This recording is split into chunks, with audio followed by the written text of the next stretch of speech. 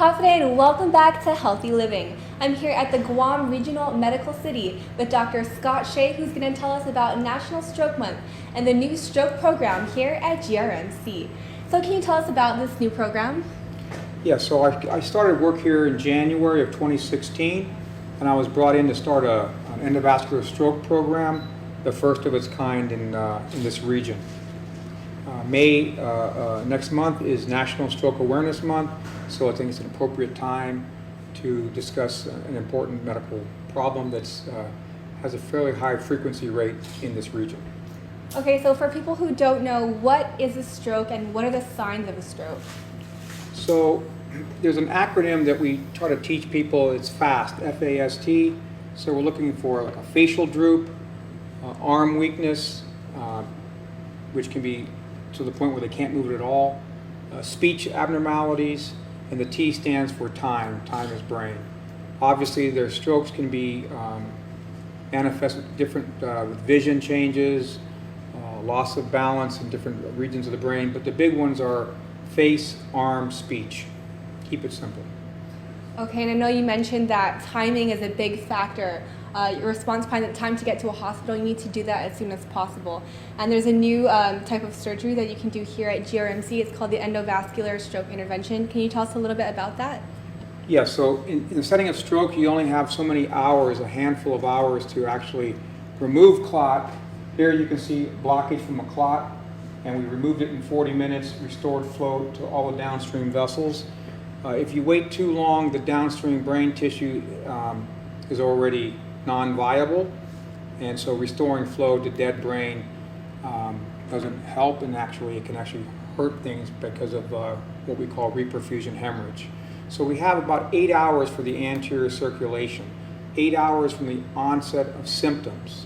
So it's imperative that when people start having symptoms like we discussed, face, arm, speech, to immediately activate the EMS service. And because we're the only hospital that can do the mechanical thrombectomy, where we can come from the top of the leg artery, go up into the brain and remove clot, restore flow, they should be routed to Guam Regional Medical City. Okay, and I understand that you just performed this surgery for the very first time in Guam about a week and a half ago. So how did that go for the patient? Yes, we had a 71-year-old woman who was at the local community center a few minutes away from the hospital, and right after lunch, she kind of slumped over, lost movement on her left arm, left leg, also had facial droop and some speech difficulties, the classic presentation. She was rushed over to our emergency department after a quick CT scanning to make sure there's no bleeding in the brain, and a second CT scan to show that there was a blocked vessel due to clot. She was immediately transported up into this room where we effectively removed the clot, restore flow to the brain, and by the next day she had full use of her arm and leg. She had a mild speech, slurred speech, and her facial droop was very hard to distinguish. So she was basically a walkie-talkie, whereby otherwise she would have been rendered dependent for the rest of her life. So it sounds like it was definitely a really successful surgery. And we're actually here in the operating room, and we have your team behind you. So it's definitely a team effort to do this type of procedure. Absolutely. This procedure is minimally invasive. It's a Band-Aid procedure. I very seldom use general anesthesia. In this particular case we're referring to a week and a half ago, there was no general anesthesia utilized. And we have a team approach. We had the room set up in 7 minutes, and like I said, the procedure took 40 minutes to perform. And we had 2 people scrubbed in, we have another person circulating, and we have all the personnel in the back in the kind of control area working the equipment to allow us to do this procedure quickly and safely. Okay, so what type of personnel are needed for this type of procedure? So we need to have nurses that are very experienced in assisting angiographic procedures, with handling devices, catheters, guide wires, syringes with different types of medication. We have to have nursing personnel who can monitor the patient, because we are giving the patient some sedation medication, looking at the cardiac activity, saturation, and those kinds of things.